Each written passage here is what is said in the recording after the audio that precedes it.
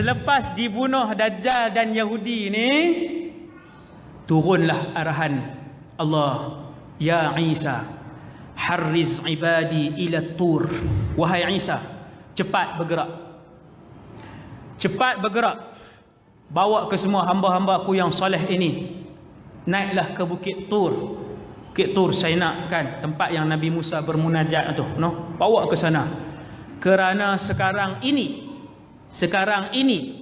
telah mula keluar satu bangsa, dua kabilah yang sangat ganas, la yudanu ahadun biqitalihim, kata Allah, tidak ada tentera yang boleh berdepan dengan mereka. Ish, ganasnya tuan-tuan. Ya'juj wa Ma'juj ketika itu, waktu Nabi Isa selesai membunuh Dajjal, keluarlah tanda besar kiamat yang seterusnya. Nama tanda besar itu adalah Ya'juj wa Ma'juj. Cepat wahai Isa, mereka sedang keluar. Duk tengah keluar ni, Allahu Rabbi. Maka Nabi Isa pun bawa dengan segera. La yudanu, kata Rasulullah, la yudanu ahadun biqitalihim. Wahai Isa, tidak ada tentera yang boleh bertempur dengan mereka. Jangan cuba lawan. Banyaknya pasukan ni dan ganas. Maka Nabi Isa pun bawa, selamat semua duduk di atas. Bumi ni dipenuhi Ya'juj wa Ma'juj. Maksudnya bukanlah setiap inci bumi, ramailah di merata-rata tempat. Lalu saja sungai, kering sungai. Lalu tasik, kering tasik. Sehingga kan Nabi kata bila mereka lalu tasik Tabariyah, yang panjangnya lebih kurang 60 km, tasik Tabariyah ni, lalu tentera Ya'juj wa Ma'juj, maka yang di bahagian depan tu minum, mandi apa semua, kemudian berjalan. Tentera bahagian belakang mai tengok, kering dah. Nabi kata tentera yang bahagian belakang sebut, dahulu kawasan ini berair dan tentera kita yang hadapan yang minum dan habiskannya. Ai, banyak mana tuan?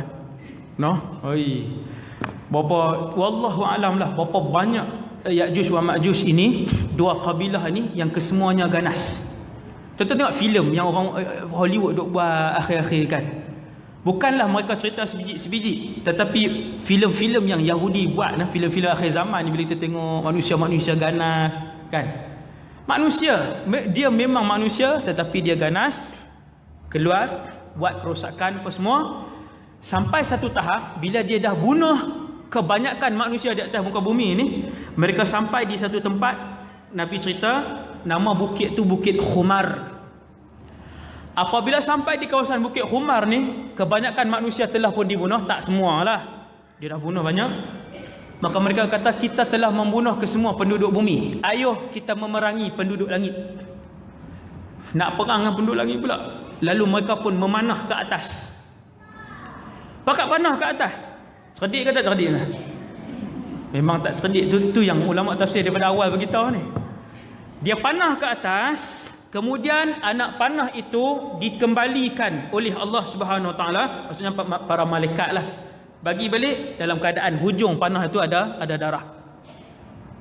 Maka bertambah kufurlah mereka dengan Allah Subhanahu Wa Taala. Allah, bila Allah murka dengan satu orang, betul-betul murka, maka Allah akan memberikan kepada dia penambahan kesihatan dan kewangan dan pangkat untuk dia lebih jauh daripada Allah SWT. Ingat, Allah SWT apabila sampai kepada satu keadaan, Allah begitu murka, bukan pada jin dan setan, tuan-tuan, hatta kepada satu orang manusia yang terlalu banyak buat kerosakan di atas muka bumi Allah. Apabila Allah terlampau murka, Allah akan bagi kat dia lagi sihat, lagi kaya, lagi masyhur. Lagi buat perangai, lagi masyhur dia. Lagi buat perangai, lagi kaya dia ni. Wal a'yadzubillah. Nah, di akhirnya Allah, Nabi Isa pun bermunajat kepada Allah supaya Allah datangkan bantuan. Nak berlawan tak boleh. Lalu Allah SWT pun datangkan bantuan berupa ulat-ulat kecil saja. Tak ada kot malaikat turun, tak ada.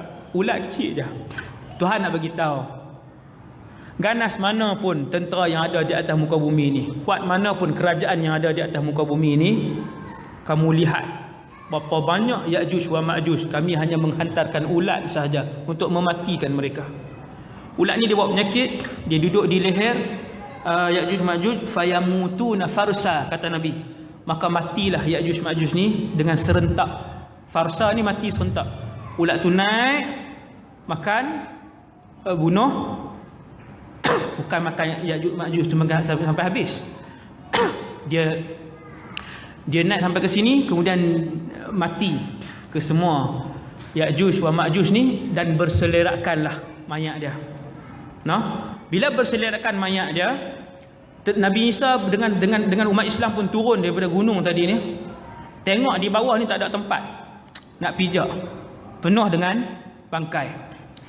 Datang sekali lagi munajat kepada Allah, datang sekali lagi bantuan. Tuan-tuan tengok ada satu filem tu, dia buat bila dah habis berlawan tu, hak geng pendek-pendek dengan hak geng besar-besar yang ganas tu. Filem apa tu saya tengok, kan? Kemudian datang, dia kata bantuan akhir, burung-burung yang besar. Tuan-tuan, dalam hadis Nabi juga, bukan saya nak sebut yang tu merujuk pada hadis Nabi ni, tapi orang yang melihat filem-filem akhir zaman ni, dia tengok ada banyak persamaan yang pengarah-pengarah Yahudi ni nak bagi tahu. Jadi munajat yang kedua, Allah menghantar burung-burung yang tengkok mereka panjang seperti tengkok unta. Tengkok ni leher nah. Kau sama kan? Okey. Jadi tengkok dia panjang, maksudnya burung tu besar, datang ambil mayat-mayat ni kemudian buang. Ambil buang, kemudian turun hujan dengan lebatnya, lalu dibersihkan.